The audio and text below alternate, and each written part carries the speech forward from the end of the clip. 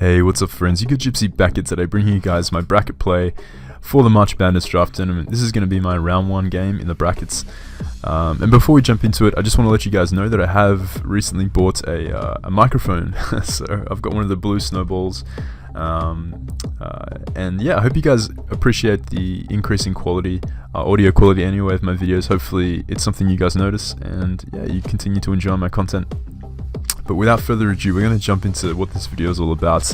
As you guys can tell, this is the bracket play, and judging by the name of this team here, we are facing Akki. Now, my opponent, or the person I'm supposed to be playing at this point in time, is known as AkkiVGCYT. Now, this is not Akki. This is not the Akki. I know Akki. He's a really good friend of mine, and he actually wasn't participating in this tournament. He was just too busy. So I know for a fact this isn't Akki, and I know who this actually is. This is actually Zazo. So we're playing my boy Anthony, my opponent in the MPL Season 6 Finals, an amazing draft player. You know, definitely one of the best in the format, no doubt.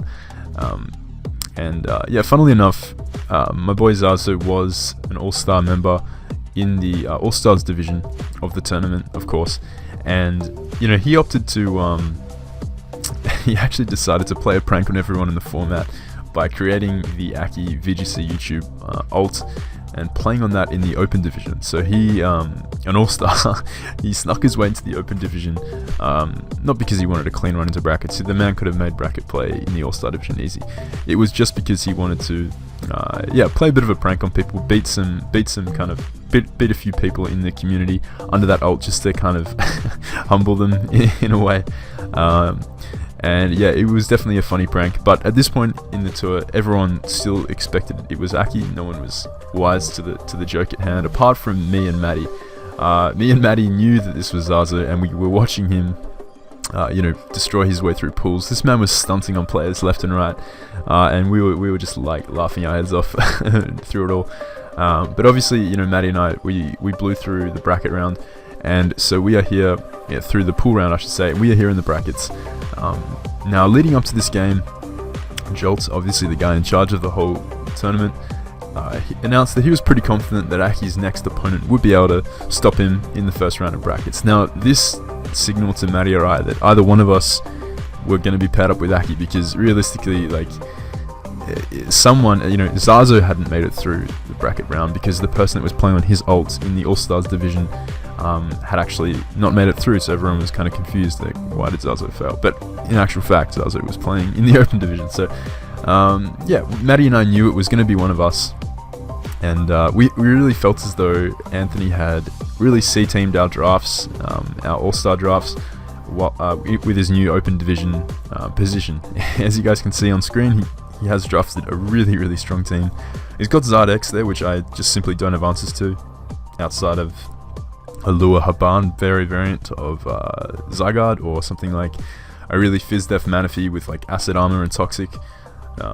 Mew maybe with, like, if I, you know, speed time, get a Z Earth Power off or something like that. But yeah, Zard is definitely a threat.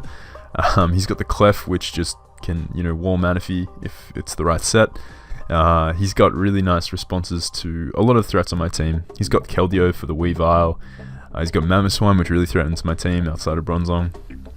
A nice Thunderous to check stuff like Manaphy, even my Gallade offensively, because it does get the outspeed. Scolipede kind of runs through my team as well, apart from Crobat.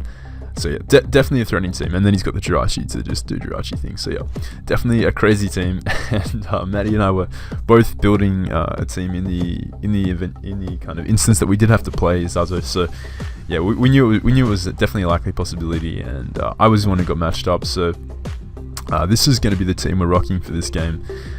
Obviously, we didn't want to like out him as Anthony. We wanted to keep up the kind of ruse that it was Akki, just for kind of entertainment's sake. Anyway, this is the team we're bringing. So we're rocking a nice bulky Gallade, rocking T-Wave for the Zardex specifically. T-Waving that threat is one of the best ways I have of allowing the rest of my mons on my team to deal with it, particularly if it does run the Dragon Dance set.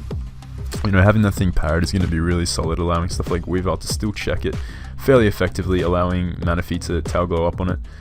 Oh shit, sorry, my dimensions have just gone all funny here.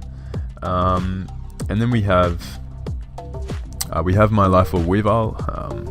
I like Band, but Life Orb was just too clutch this game, allowing me to switch up moves versus stuff like the the Delmais, the Crobat, the Thunderous.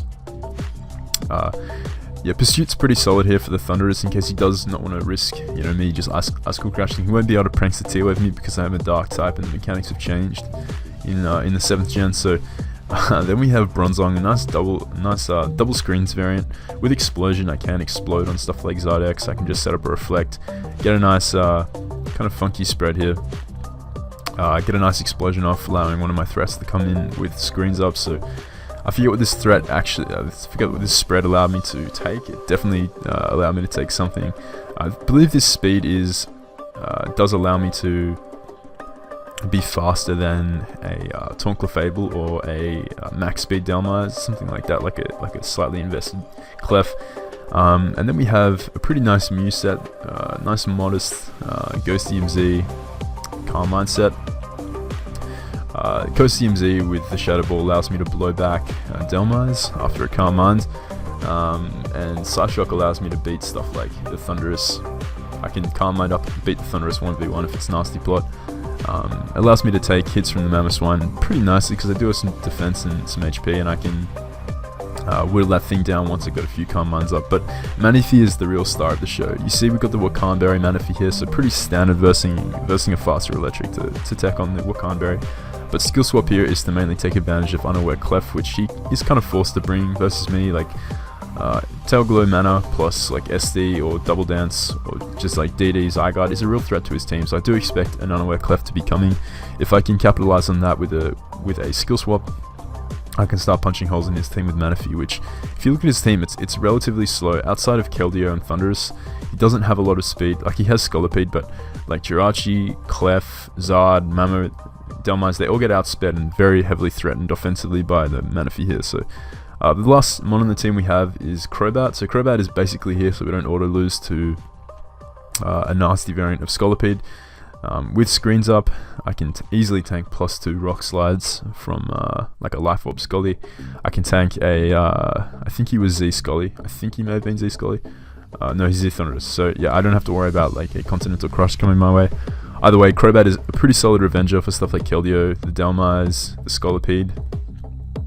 You see on this set, I do have Defog, just in case he did. No, I don't have Defog. I've got Taunt in conjunction with Super Fang and Brave Bird, allow me to wear down a Clef.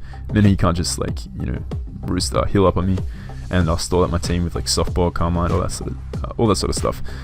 Brave Birds, because I am offensive, is still going to do a ton of damage to Thundy. Even if he resists it, he's going to come in on rocks, take a decent chunk from Brave Bird or Super Fang. Crobat is pretty solid in this matchup. Rachi is definitely annoying, although this set, because I do have some bulk and I have the inner focus, I don't fear like a Scarfed Iron Head set, ruining my day. I can beat that 1v1. So yeah, this is the team. Obviously it's not like the greatest team, it definitely rushed prep. Even though I was prepping in advance for this matchup is just absolutely horrible. And I knew it was Anthony, so I knew he'd already have teams prepped for either me or Matty. That's just how he rolls. So that is the team. I'm going to pause it here and we're going to jump into the match and see how it went. Alright guys, so we are back here with the match up versus Zazo, and as you guys can see, he's opted not to bring the Keldeo or the Jirachi, so no Keldeo means that Weavile is just really going to go in this matchup, has a much nicer time, doesn't have to worry about, some nasty defensive Keldeo switching in and like resting up on it or anything like that. No Rachi, which means no like Scarfed Iron Head shenanigans. Definitely nice to see, although, in saying that, he definitely has the threats on deck. He's got the Zydex and the Thundy and the Scully, all huge threats to my team. Mamoswine kind of checked by Manaphy and Bronzong, not too concerned about that. Delmais could be a bit of an annoyance to my team too, so I am going to lead off with my Gallade here. I want to, Mega Evolve turn 1 and fire off a T-Wave on the potential Zard lead. I can't really risk that thing just setting up in my face, as it really does set up on the majority of my team, barring Gallade's T-Wave. So I'm going to set off with Gallade here, as he does indeed lead off with his Zard. So I'm going to fire off a T-Wave here, as he fires off a Will-O-Wisp turn 1. So this is pretty interesting exchange of status here. Definitely nice to get that T-Wave off. I'm pretty happy with this exchange. Granted, like ideally I wouldn't want my Gallade burnt, but it's a really bulky Gallade, as you guys saw from the EV spread earlier anyway, so it's not the end of the world having this thing burnt. Definitely comfortable with making that trade there. I'm going to switch out to Manaphy this following turn just to set up a Tail Glow on his paralyzed Zard or his potential Manaphy switching. He gets parried there. Pretty unfortunate. Definitely, like, that's what happens when you're parried. You know, you have the chance of getting fully parried, but had he gone for a Dragon Claw there, Manaphy would have taken one. So, like, I could have Tail Glowed up, but it definitely would have meant that I wouldn't have been able to take as many Moonblasts from this Clef as I do as a result. However, you're going to see how, yeah, the Hacks table, the Hacks comes right back at me later on in this match. So, I'm going to go for the Tail Glow here, as he does bring in his Clef, which is more than likely unaware, just based on my team, like a Swords Dance Galator boosting Mew, obviously Tail Glow Manaphy, all really threaten his team. Having an unaware Clef is a really solid safety check to that, as Manaphy does outspeed a lot of his team. Like 4 out of 6 members here are outsped by Mana, assuming he's not like Jolly max speed tying Zard. So yeah, I'm just going to Tail Glow up and then proceed to skill swap the following turn, as he's going to go for the Moonblast here.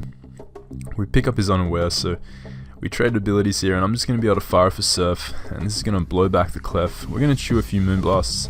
It's going to put us in a range of health where we are actually going to be revenged by Thunderous, even with our Wakan Berry intact. So, you know, realizing how important Manaphy is to keep around, I can potentially set up late game or just fire off an Ice Beam versus the Dhelmise, like revenge Mamoswine with a max special attack Surf.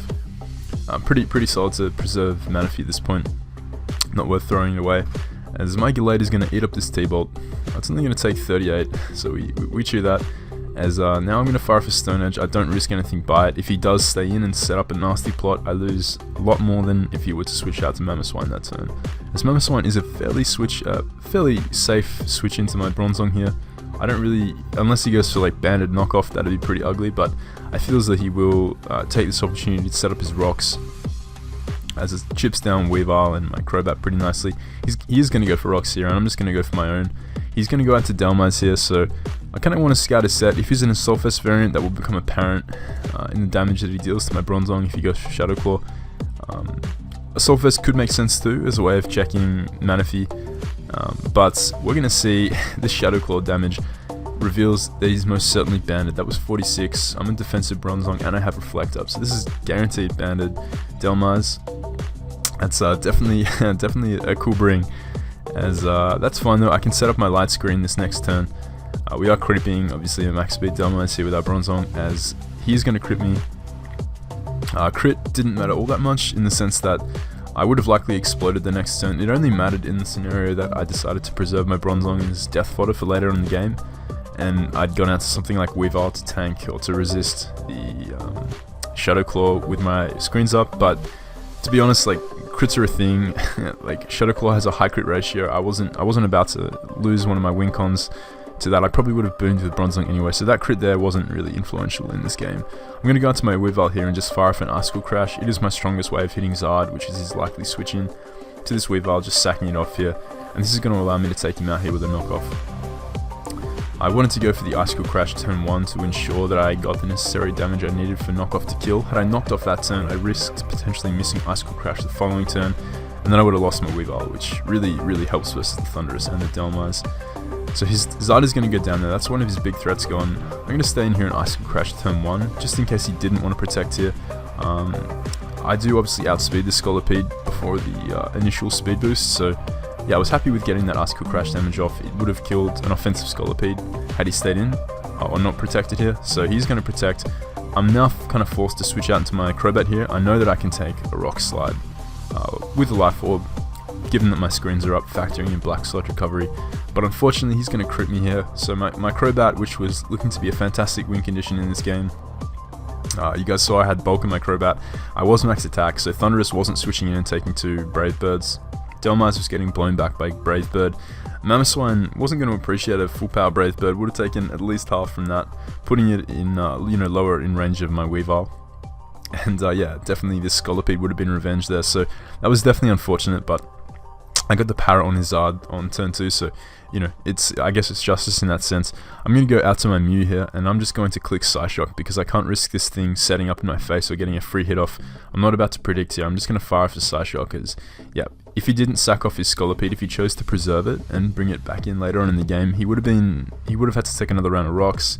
another round of life orb next time he attacked me, he would have been put lower and lower in range of Weavile's Ice Shards, so I felt as though he would just stand there and get the damage. Now he brings in his band Delmise, and we're going to reveal the Never-Ending Nightmare, and we're just going to blow this thing back. This thing was this was a guaranteed kill. It says crit there. That guaranteed a kill on max HP, non-assault vest Delmise. So after rocks, so that was really solid. That killed no matter what. As his Thunderous is going to come in here, I lose nothing by Psyshocking here. Weavile plus Manaphy wraps this game up. Even Mega Lade in the back outspeeds the Mamoswine, assuming he's not a Scarf variant. So yeah, his Thunderous is going to come in here. I believe he does set up the agility this turn, so pretty interesting tech, which could have potentially won in the game had I not been Ice Shard Weavile, but I'm definitely Ice Shard Weavile. But although in saying that, my Thunderous at 6% after rocks, it may have taken another T-Bolt because the first did 38%, so I believe I would be at 38.4%. So depending on rolls, even if my Weavile didn't have Ice Shard, I could have potentially lived to hit with Glade, but that is not the case. My Weavile obviously does have Ice Shard, so Mew is going to get the Psyshock damage off here, which puts him in guaranteed range of Ice Shard, even if he was a Yachi Berry variant.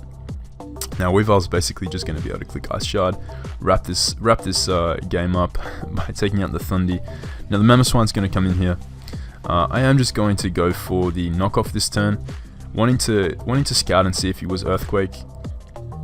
Going for Ice Shard there didn't really make much sense because that wouldn't have given me the information I needed to know to kind of determine his set. He did reveal that he was likely not Scarfed because he locked himself into Ice Shard if that was the case, so his Ice Shard doesn't take me out. I knock off his Earth Plate, so it's looking like Manaphy will be able to just wrap this game up with a Surf right here. So he's going to fire off the Ice Shard here, and Manaphy will be able to tank that and wrap this game up with a Surf. So that's GG to my man Zazo. Definitely a fun game. Like, yeah, his team had a lot of threats, but screens plus Manaphy just proving to come in clutch. You definitely put in the work with that Ghost DMZ set, so that was pretty cool to see. Yeah, if you guys did enjoy, drop a like and let me know what you guys thought of this game in the comments. Definitely always keen to hear your thoughts on the games. I'll be bringing you guys my round 2 bracket play match coming up, but first we will be uploading the ITL finals, so that's definitely something to look forward to, and I'll catch you guys next time.